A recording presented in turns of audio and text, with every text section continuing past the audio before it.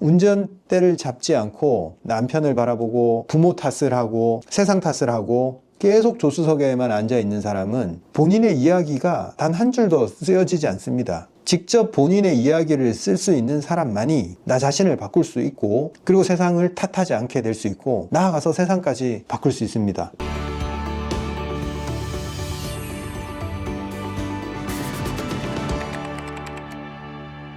안녕하십니까 구독자 여러분, 후쌤입니다. 오늘 들고 온 주제는 직접 운전을 하자입니다. 우리가 삶을 살아갈 때 직접 문제를 해결하고 운전을 하고 목적지를 가기 위해서 운전을 하는 것 같잖아요. 내가 원하는 대로 이렇게 운전을 하는 것 같잖아요. 근데 진짜 운전을 하는 사람은 그 운전의 결과, 그리고 어디로 가는지 이 모든 것을 책임을 집니다. 운전을 해보신 분은 아실 거예요. 옆에 만약에 조수석에 누가 앉아서 쫑알쫑알 얘기를 하면 방해가 많이 되죠. 더더군다나 이제 옆에 앉은 사람이 야, 왜 우회전해? 왜 이렇게 천천히 가? 왜 이렇게 빨리 가? 승질나죠.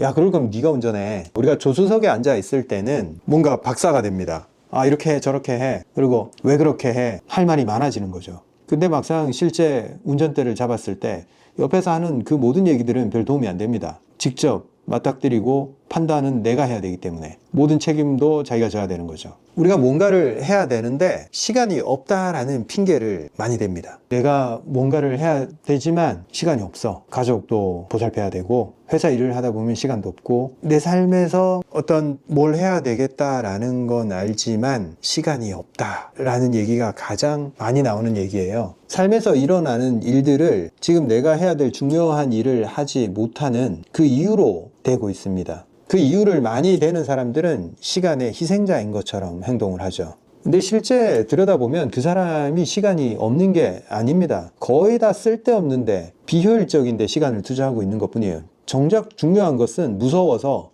접근도 못하고 있어요. 실제 시간이 많이 드는 것도 아닌데 그냥 그건 두려워서 피하고 바쁘다는 이유를 만들기 위해서 뭔가 그냥 열심히 하는 것 같아.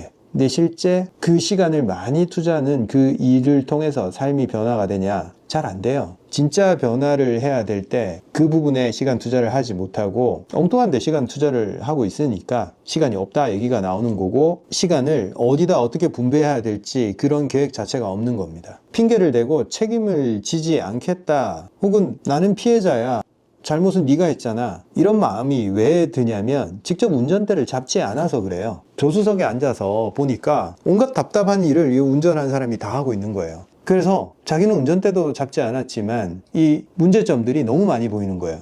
그래서 자꾸 말이 많아지는 겁니다. 자기가 직접 운전대를 잡았을 때는 할 일은 운전에 집중하는 것밖에 없어요. 그리고 어떤 일이 일어나도 본인이 그 상황을 해결해야 됩니다. 옆에서 도와줄 수는 없잖아요. 운전은 시간이 없어, 혹은 내가 듣고 이해는 했지만 내 상황은 달라, 책을 읽었지만 좋은 얘기군, 근데 현실적으로는 어려워. 계속 이게 작동을 합니다. 머릿속에서 나는 열심히 하려고 했지만 생각보다 세상이 나를 도와주지 않아, 난 좀 피해자야, 억울해. 계속 피해자 코스프레를 하면서 실제 해야 될 일들은 다 미루고 있습니다. 사실은 그 안에 들어있는 마음은 뭐냐면 직접 운전대를 잡기 두려운 것 뿐이에요. 그냥 무서워서 그러고 있는 겁니다. 누구 핑계를 대도 아무 소용이 없고 시간이 없다는 핑계를 대도 소용이 없어요. 본인 문제는 본인이 해결해야 됩니다. 아무도 도와주지 않아요. 그걸 뼈저리게 인식하고 누구도 쳐다보지 않고 직접 운전대를 잡아야 됩니다. 막상 운전대를 잡으면 그제서야 이제 내가 어디로 가야지 그때부터 생각하게 됩니다. 왜냐하면